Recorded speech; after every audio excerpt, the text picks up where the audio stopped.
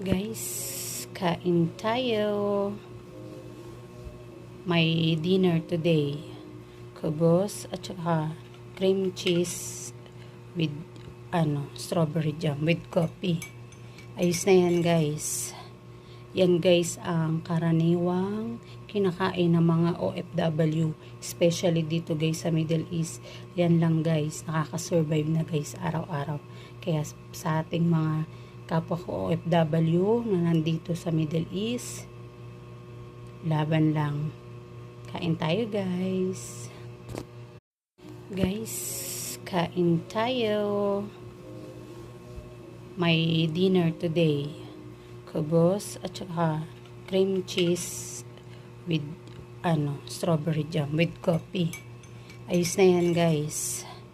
Yan, guys, ang karaniwang kinakain ng mga